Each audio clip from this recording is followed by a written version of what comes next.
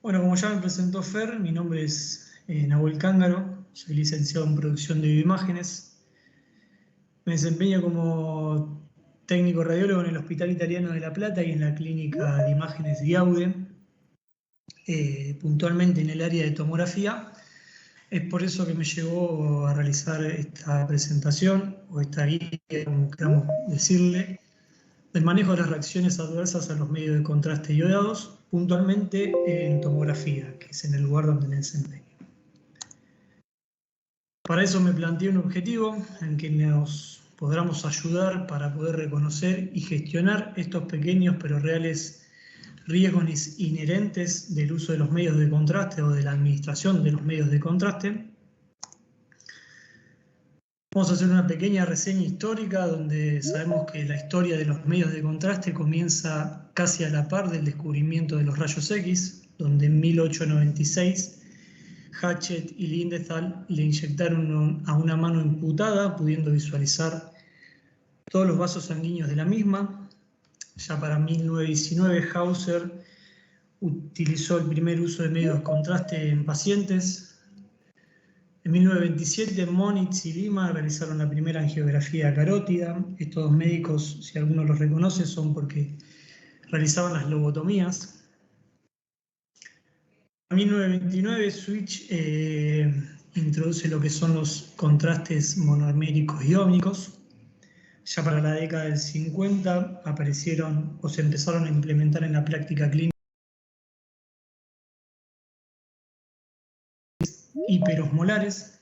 Su principal desventaja era el alto grado que tenían de reacciones o de reacciones severas. Ya para el principio de la década del 80 se abrió una nueva página en lo que es el diagnóstico por imágenes, con la incursión de los medios de contraste no iónicos y de baja osmolaridad. Bien, como introducción quería poder destacar que la preparación para el tratamiento rápido de las reacciones de los medios de contraste tienen que incluir un personal que esté debidamente capacitado y contar con los equipos y medicamentos necesarios para poder resolver estas reacciones. Sabemos que los efectos secundarios adversos de la administración pueden llegar a variar desde efectos adversos fisiológicos menores, como siempre decimos que son los vómitos, el calor o algún tipo de náuseas. Si bien sabemos que son poco frecuentes, se requiere tener un conocimiento detallado de la variedad y de la probabilidad de que estos ocurran y así poder resolverlos con un tratamiento adecuado. ¿Qué sería apropiado incluir antes de realizar un estudio de contraste? Bueno, evaluar el riesgo del paciente ante una inyección, las alternativas de imágenes que tenemos, que nos pueden llegar a brindar y acompañar a un mejor diagnóstico, y la garantía de una indicación médica para lo que es la administración del contraste. Bien, lo que quiero plasmar o que veamos acá es el paso de lo que fue los medios de contraste iónicos de alta osmolaridad hacia los contrastes no iónicos de baja osmolaridad, que son los que utilizamos hoy en día, donde los eventos son leves o en muchos casos nulos, donde no se requiere tratamiento y por ahí las medidas son de apoyo al paciente, pero a su vez no estamos exentos de acontecimientos adversos que pueden llegar a ser graves y potencialmente mortales, pero que siguen ocurriendo de forma rara y inespecífica. Para eso me parece fundamental que primero reconozcamos la variedad de estos eventos adversos que pueden llegar a ocurrir y en segunda medida instituir las medidas apropiadas para poder controlar estas reacciones. Bueno, siguiendo la línea anterior de la diferenciación entre los medios de contraste iónicos de alta osmolaridad, donde tenían una incidencia del 5 al 15%, donde decíamos que los pacientes experimentaban alteraciones fisiológicas, como eran las náuseas, los vómitos o el calor, a lo que son los medios de contrastes actuales, como los no iónicos de baja osmolaridad, donde estas reacciones agudas graves son raras, con una tasa aproximadamente de 4 cada 10.000, o sea, de 0,04%, Después tenemos un gran estudio japonés realizado por Katayama, que decía que había 170.000 inyecciones, no se atribuían reacciones fatales. Un metaestudio realizado por Caro describe a la tasa de mortalidad en 0,9 por 100.000 inyecciones. Y por último, un estudio realizado por la Asociación de Medicamentos y Alimentos de Estados Unidos y los fabricantes de estos medicamentos demostraban que había 2,1 muertes por cada millón de estudios con contrastes utilizados. Existen ciertos factores de riesgo comunes, como puede llegar a ser la alergia, que se va a estimar que oscila entre un 10 y un 35%. Las personas que son atópicas, aquellas personas que tienen múltiples alérgicas, tienen mayor riesgo de sufrir estas reacciones de tipo alérgico. Otra puede ser el asma, donde el broncoespasmo es el evento adverso más común. Otros factores de riesgo comunes, o sea, si nosotros leemos los prospectos de los medicamentos o de las drogas que vamos a utilizar, nos van a sugerir que tengamos precaución ante enfermedades como la miastenia gravis, el fibromuscitoma, a una anemia falciforme conocida o sospechada. Bien, eventos adversos agudos. Esperemos nunca llegar a tener un paciente de esa manera. La vamos a poder dividir en reacciones de tipo alérgico o reacciones de tipo fisiológica. Las de tipo alérgico se van a manifestar de manera similar a otros fármacos o alergenos. Las podemos clasificar como anafilaxioides o de tipo alérgico. El tratamiento va a ser idéntico a una reacción equivalente y esta va a ser independiente de la dosis y de la concentración. Muchas veces hay algunos contaminantes, como pueden ser las tapitas de plástico donde vienen los contrastes o mismo las jeringas, que se pueden atribuir como reacciones de tipo alérgico. Ya cuando pasamos a las fisiológicas, van a depender de la quimiotoxicidad directa o la osmotoxicidad, o sea, de la molaridad del medio de contraste, también en la unión molecular. Estas, a diferencia de las alérgicas, van a depender de la dosis y de la concentración. Podemos llegar a tener arritmias, depresión miocárdica, a un edema de pulmón o convulsiones, que suelen ser muy raras, pero muy graves. Las reacciones vasovagales son relativamente comunes y se van a caracterizar por hipotensión con bradicardia y tienen una estrecha relación con la ansiedad del paciente, que puede llegar a contribuir o exacerbar este cuadro. Bien, como ya dijimos, las podemos dividir en reacciones de tipo fisiológicas o de tipo alérgicas, y a su vez las vamos a dividir en categorías generales de gravedad. Vamos a tener las leves, donde los signos y síntomas van a desaparecer por sí solos, sin una evidencia de una progresión.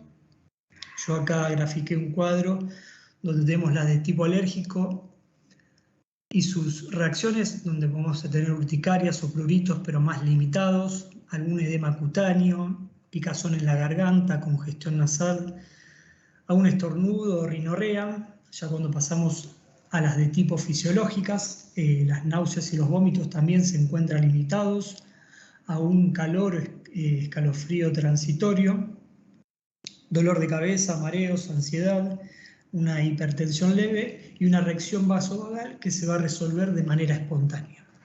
Ya para las moderadas, estos signos y síntomas son más pronunciados y comúnmente van a requerir un tratamiento medicamentoso. Algunas de estas reacciones, si no las tratamos de manera adecuada o a tiempo, pueden llegar a volverse graves.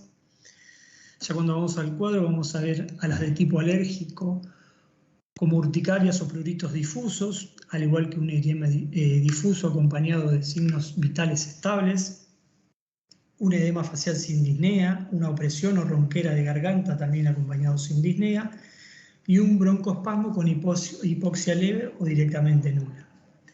Ya las fisiológicas observamos que las náuseas y vómitos van a ser más prolongados, el paciente va a tener una urgencia hipertensiva, dolor torácico aislado, y lo que representa las reacciones vasovagales requieren y responden a este medicamento. Por último, las graves, estos signos y síntomas suelen poner en peligro y pueden llegar a provocar la muerte del paciente si no las tratamos de manera adecuada. Las de tipo alérgico, el edema va a ser más difuso, pero va a venir acompañado con una disnea, al igual que el eritema con una hipotensión. un edema laringeo con hipoxia, una broncoespasmo con una hipoxia también más significativa y un shock anafiláctico. Después, a lo que son las fisiológicas, las reacciones vasovagales van a resistirse al tratamiento medicamentoso, pueden aparecer arritmias o convulsiones y una emergencia hipertensiva.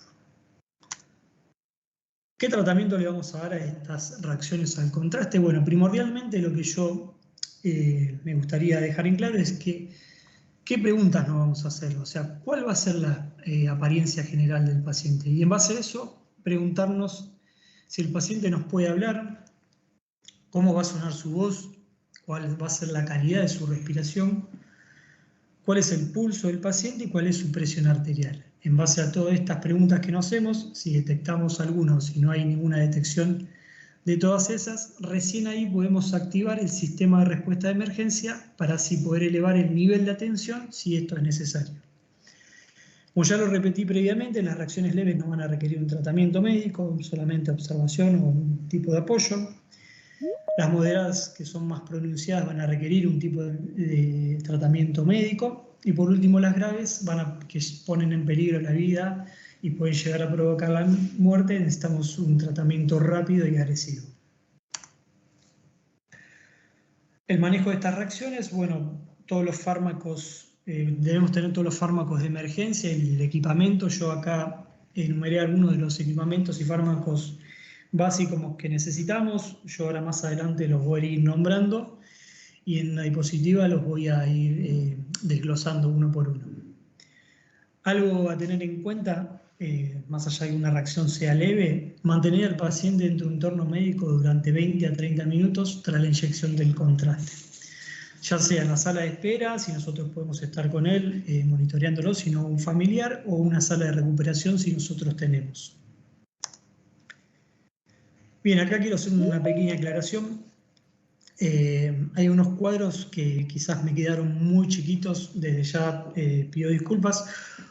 Una vez que termine esta presentación, yo voy a estar compartiendo el trabajo, así a alguno le queda alguna duda porque no pudo ver o no pudo visualizarlo, puede ir a buscar esta diapositiva. Si no, otra también salvedad que quiero hacer es en cuanto a la dosificación. No voy a estar también perdiendo tiempo en hablar sobre la misma porque muchas veces no llegamos a manejar estos medicamentos, pero bueno, como ya dije, la voy a compartir, si a alguno le sirve, lo va a tener a disposición. Bien, comenzamos con las urticarias, donde si una reacción es leve, a menudo no va a necesitar un tratamiento. Es recomendable utilizar difenhidramina o un antialérgico de vía oral. Ya cuando pasamos una reacción moderada, vamos a monitorear los signos vitales del paciente. Algo fundamental, preservar el acceso venoso del paciente. El paciente no se va del equipo o no le sacamos el acceso venoso hasta que no terminamos el estudio. No es lo mismo buscarle la vía a un paciente en pleno proceso de reacción alérgica. O sea, el paciente va a estar nervioso, nosotros también nos vamos a poner nerviosos, así que siempre preservemos el acceso venoso hasta que el paciente se retira. El tratamiento similar con difenhidramina vía oral. Si bueno, conservamos la vía, podemos aplicarla a través de una vía intravenosa. Ya si la reacción es grave, podemos monitorear los signos vitales del paciente, preservamos la vía y se puede llegar a considerar utilizar difenhidramina intravenosa. Para lo que es un eritema difuso, bueno, preservo el acceso venoso, monitoreo los signos vitales, oxímetro de pulso, mascarilla de oxígeno si es necesaria. Estos 4 ítems los voy a estar repitiendo bastante, así que lo que voy a hacer para no estar repitiendo como un loro constantemente es utilizar la palabra monitoreo, protocolo de monitoreo básico. Entonces vamos a saber que estamos hablando de estos 4 ítems. En pacientes normotensos generalmente no van a necesitar tratamiento. Ya en pacientes hipotensos podemos aplicarles líquidos de solución salina o de Ringel. Si no responden a estos líquidos, el paciente podemos llegar a aplicarle epinefrina intravenosa. En caso de no conservar la vía, podemos aplicarle la epinefrina intramuscular. Paciente con broncoespasmo, bueno, ahí aplicamos el protocolo de monitoreo básico. Si la reacciones leves se puede llegar a considerar utilizar el inhalador beta agonista o el salbutamol, mayormente conocido. Ante una reacción moderada, también inhalador o salbutamol. Se puede llegar a considerar agregar epinefrina intramuscular o intravenosa, y ante una reacción severa o grave ya directamente el tratamiento es con epinefrina intravenosa. En pacientes con edema laringeos aplicamos este protocolo de monitoreo básico.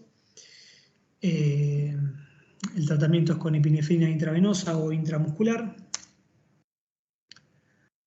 Pacientes con hipotensión, nuevamente aplico el protocolo de monitoreo básico, elevo la pierna del paciente a 60 grados, aplico de líquidos de solución salina o de Ringel. En pacientes hipotensos con bradicardia, o sea que el pulso está por debajo de los 60 latidos por minuto, si es leve generalmente no va a necesitar un tratamiento. Ahora, si es grave, lo que se puede llegar a aconsejar es utilizar atropina intravenosa. En pacientes hipotensos con taquicardia, donde los latidos por minuto son mayores a 100, se puede llegar a considerar utilizar epinefrina intravenosa o intramuscular. En aquellos pacientes con crisis hipertensiva, aplico el protocolo de monitoreo básico.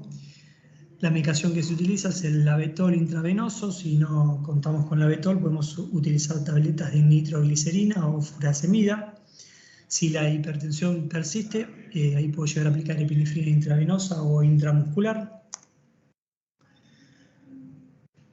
En caso de edema pulmonar, aplico el protocolo de monitoreo básico. Elevo la cabeza de la cama del paciente si es posible, o si no, utilizo almohadas de elevación de piernas si tengo a disposición, o si no, algunas almohadas o frazadas que tenga.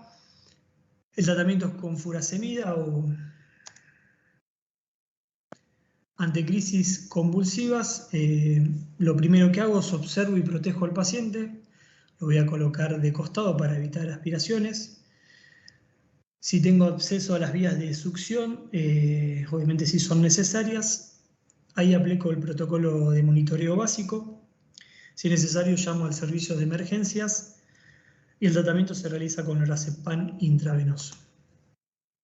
Después, cuando pasamos a la hipoglucemia, preservo el acceso venoso y coloco mascarilla. Si el paciente puede llegar a tragar, lo que utilizo es la glucosa oral, que son 2 paquetitos de azúcar o caramelos o el famoso vaso de Coca-Cola. Yo realmente no lo utilizo porque me lo como, así que tengo los 2 paquetitos de azúcar ahí a mano siempre. Si el paciente no puede tragar y conservamos el acceso venoso, utilizamos dextrosa al 50%. Si no hay acceso intravenoso, lo que se puede utilizar es glucagón intramuscular. Bien, esto me interesa bastante. Pacientes con ataque de ansiedad o ataque de pánico, lo primero que vamos a realizar es un diagnóstico de exclusión. O sea, ¿qué es lo que vamos a hacer? Evaluar al paciente para determinar si hay signos o síntomas que pueden llegar a indicar otra reacción. Preservo la vía, monitoreo los signos, oxímetro de pulso. Si no existen manifestaciones identificables y el oxígeno es normal, recién ahí yo puedo considerar el diagnóstico de ataque de pánico o ansiedad. Fundamental, tranquilizar al paciente. Todos sabemos que los pacientes que acuden a los centros de imágenes o hospitales no acuden por una decisión propia. Van a venir asustados, con una carga emocional muy grande, y nosotros no podemos sumarle mayor incertidumbre. Así que siempre, siempre tranquilizar al paciente. Tengamos en cuenta que puede ser un familiar nuestro el que está ahí acostado. Por último, la prevención ante rebotes de reacción. Se pueden usar algunos corticoides como la hidrocortisona o metilprednisolona. O sea, estos corticoides sirven en corto plazo, pero no son útiles para lo que son los tratamientos agudos. Bien, eventos adversos tardíos. Yo lo dividí en 4 ítems, donde vamos a tener momentos, generalmente son cutáneos. Pueden llegar a ocurrir entre 30 a 60 minutos y hasta una semana después de la inyección. Puntualmente a mí me pasó que un paciente Vino a un control de su enfermedad y me manifestó que en el último estudio que le habíamos hecho, al día siguiente le había salido una erupción cutánea en la espalda. Él lo manifestaba el contraste oral, porque en su momento nunca había tomado y esa fue la primera vez, y yo, bueno, ahí le traté de explicar que era una reacción típica del medio de contraste intravenoso. La incidencia con que ocurre esta es entre el 0,5 y el 14%. Los síntomas, como decimos, son urticaria o una erupción persistente. Aquellos pacientes o personas con lupus eritematoso sistémico son más propensos a tener signos y síntomas no cutáneos. El tratamiento, como decía, suele ser de apoyo con algún antihistamínico o corticoides. Si estas manifestaciones son progresivas y generalizadas, ahí se puede llegar a consultar a un alergista o un dermatólogo. Reacciones adversas renales. Bien, ¿cuándo sabemos cuando hay una reacción renal? Bueno, cuando hay aumento de la creatinina sérica, que se ve igual o mayor a 0,3 miligramos por decilitros, o a un aumento porcentual de esta creatinina al 50%. También se puede llegar a ver afectada la producción de la orina, donde se va a reducir en un 0,5 mililitros sobre mililitros kilos del paciente por hora durante al menos 6 horas. ¿Qué es lo que se recomienda para medir la función renal antes de realizar un estudio o una administración de contraste? Bueno, a través de lo que es la tasa de filtrado glomerular. A través de la fórmula que vemos ahí, que es el kilo por la talla, o sea, los centímetros del paciente, sobre la creatinina sérica. Lo que se recomienda, o lo que no sería bueno inyectar a los pacientes, es aquellos pacientes que tienen enfermedades renales, a una cirugía renal, a una proteinuria, hipertensión o a unos pacientes con diabetes. Bien, acá llegamos a los equipos o kit de reacciones alérgicas de los cuales debemos contar en toda instalación que nosotros trabajamos, y también los medicamentos necesarios para que podamos evaluar y tratar a los pacientes ante algún tipo de reacción.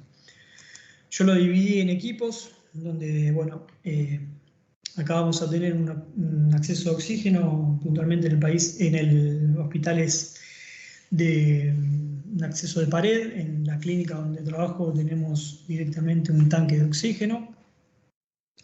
Acá vemos un desfibrilador externo automático con sus siglas en inglés, un monitor de presión arterial o de pulso, oxímetro de pulso, un ambú, algunas sustancias salinas con jeringas y agujas para la administración.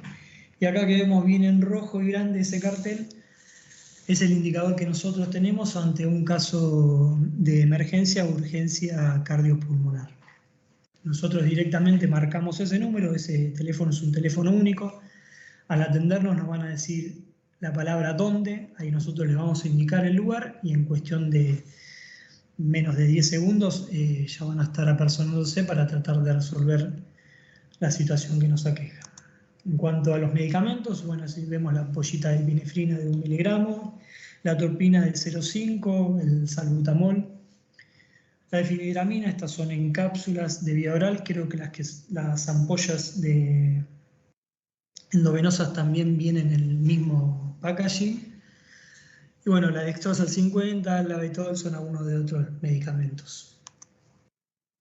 Bien, como para ir cerrando, me gustaría tocar algunos mitos o realidades que están muchos sujetos a lo que vinimos hablando de los contrastes iónicos de alta osmolaridad y a los que usamos actualmente, que son los no iónicos de baja osmolaridad. Que si alguno tuvo una experiencia en lo particular, estaría bueno que la toque o la trate, cualquier cosa me interrumpe o si no lo vemos al final de la clase. Tenemos la diabetes mellitus, donde la metformina es potencial para el desarrollo de acidosis láctica. Sabemos que las vías renales de eliminación son aproximadamente el 90% de los fármacos absorbidos en las primeras 24 horas. O sea, cualquier factor que llegue a disminuir la excreción de metformina o el aumento del nivel de lactato en sangre puede llegar a ser un factor de riesgo importante para lo que es la acidosis láctica. En pacientes con diálisis no es necesario programar ni antes ni después de la administración del contraste, ni siquiera hacer una sesión extra. Debido a esto está totalmente asociado a la osmolaridad de los contrastes que usamos actualmente. En pacientes con miastemia gravis es controvertido si se considera una contraindicación relativa. Si leemos los prospectos, como decía previamente, nos van a hablar de que tengamos algunos cuidados. El ayuno, bien, no se recomienda ante la administración de los medios de contrastes hipo e isosmolares. Yo acá tengo una contra, o sea, hay algo que me frena ante el ayuno. No todos los pacientes entienden el ayuno o la merienda o cena o almuerzo liviano. Puntualmente me pasó una vez que una paciente comió una hamburguesa con papas fritas y a la hora de administrarle el contraste me lo dejó plasmado en el tomógrafo. Fue la verdad divino. Lo que no pude detectar si el combo venía con cheddar o no, pero bueno, en la situación esa no me daba para preguntarle a la paciente. Después tenemos lo que es el feocromocitoma. Se recomienda hacer un bloqueo alfa o beta con algunos fármacos orales. Las anemias de células falciformes, solo se recomienda hidratar al paciente antes de realizar el estudio. Esto, bueno, siempre lo recomendamos también posterior al estudio, que el paciente se hidrate 24 a 48 horas posteriores. Y por último, lo que es la lactancia. Puede continuar normalmente la lactancia tras la administración del contraste. Se demostró que solo pequeñas cantidades de contraste pasan a la leche y que solo un porcentaje ínfimo es absorbido por el neonato. Por eso no es necesario suspender la lactancia. Bueno, esta es la bibliografía que utilicé para armar la charla. Me centré puntualmente en el manual del Colegio Americano de Radiología, que tiene actualizaciones hechas este año. Si bien está en inglés, se puede traducir tranquilamente, y además utilicé la guía de la Sociedad Europea de Radiología Urogenital, también, que es muy didáctica. Esto que vemos en el centro es un trabajo presentado por la CERAM, donde se basan estas dos, tanto en la guía como en el manual, que resulta muy didáctico y de mucho apoyo.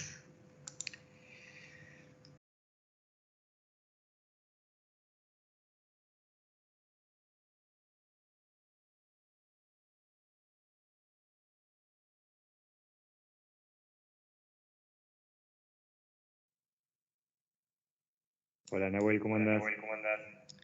Bueno, Mati, gustito de peinado, parece que me estuvieron tirando de los pelos. Te estuviste tocando el pelo cuando daba la clase. Sí, no, estaba medio nervioso. No, pero se escuchó espectacular, se entendió Buenísimo. los conceptos muy claros, muy precisos. La verdad que te quiero felicitar porque una muy buena clase. Bueno, Mati, gracias. No sé, alguna pregunta, alguna duda, ahí estamos revisando el chat a ver si hay algo más. No, todo excelente, súper claro. Bien, excelente. ¿Sí? Hola, quería hacerle una preguntita. Sí, Rafael. Sí, Rafael. La primera, en la foto donde pusiste los fármacos, estaba la cardioaspirina. ¿Esa para qué sirve? No, esa, lo que estaba buscando era más que nada a un medicamento cardíaco que en alguna de las reacciones lo toco, pero no encontraba. Puntualmente no sé. También esa misma foto se ve una ampolla o un sachet que es un sachet fisiológico, pero lo que quería representar era la dextrosa que también viene en ese packaging. Pero puntualmente esa medicación no la utilizamos nosotros. Perfecto. No, a mí me llamó la atención porque la primera vez que la veía y era lo que toman los abuelos, ¿viste? Sí. Es para la sangre. Pero bueno, por eso me sorprendió y capaz que es algo nuevo. No. Y otra preguntita con respecto al ayuno. Obviamente, viste que es verdad, vos por ahí le decís al tipo, bueno, puede comer algo y se come una hamburguesa. Como pero por ahí, por ejemplo, un tecito, así, eso sería creo que más recomendable, me parece a mí, ¿no? Sí, lo que es la parte líquida no está suspendida. Inclusive el paciente, cuando viene a hacer un estudio que incluye el abdomen, está ingiriendo 1 litro de contraste. Entonces la parte líquida nunca la suspendemos. O sea, hablamos más que nada por la parte sólida. O sea, vamos más para ese lado. Y más que nada Perfecto. también lo sólido por cuestiones de si tiene náuseas o vómitos, para que no se broncoaspire con el material sólido hacia el pulmón, ¿no? Claro, y generalmente el paciente, o sea, manifiesta esas náuseas o ese calor, a veces excesivo. Entonces, si enseguida, o sea, si le sumamos que viene comido o comió pesado, o sea, puede llegar a terminar en un vómito, como me pasó. Exactamente, sí. Sí, nos ha pasado todo. Así que bueno. Bueno, si nadie más tiene ninguna otra consulta o pregunta. Hacer una aclaración. Decime, Mar. No, la importancia de cuando estamos haciendo estudios con contraste iodado, saber dónde están las cosas, dónde está el carro de paro, dónde está la caja de emergencia, identificar las medicaciones que a veces, como mostró Nahuel, son del mismo color y casi con la misma etiqueta, hacer como hacen los anestesistas que la leen 2 veces como rutina para estar seguros de lo que le están alcanzando al médico para tratar la reacción alérgica, saber el número de teléfono al que hay que llamar, saber qué decir cuando uno llama, no abatatarse en las órdenes que tiene que dar de la situación que está viviendo. Y bueno, nosotros, por ejemplo, tenemos un circuito de llamado de emergencia, que son unas llaves que las levantamos y en el equipo donde se produjo la reacción alérgica se levanta la llave y suena en los otros equipos y baja o viene la gente a colaborar, que eso también está bueno porque, digamos, ayuda a la situación. Eso nada más. Muy linda clase, Nahuel, ¿eh? Bueno, gracias, Omar. Buena. Muchas gracias. Nahuel, ¿me escuchás? Aclaremos que vos sos enfermero profesional, ¿eh? Quería aprovechar y agradecerte, Nahuel, por la clase también. Muy linda. Muchísimas gracias a vos y agradecido a todos los que se pudieron conectar. Y querías comentarle que hemos armado un canal de YouTube de la comunidad, así que ya estamos subiendo las clases que han dado todos los chicos y de la jornada, así que ahí lo van a poder encontrar. Después en breve vamos a pasar el link para que lo tengan todo y si se quieren suscribir y poder ver todas las cosas, lo vamos a estar subiendo. Y si es viable y si nos resulta cómodo a todos, seguramente las próximas clases que estemos dando las vamos a realizar por esa plataforma. Eso le querías comentar nada más. Así que después vamos a estar subiendo todas las clases. Excelente.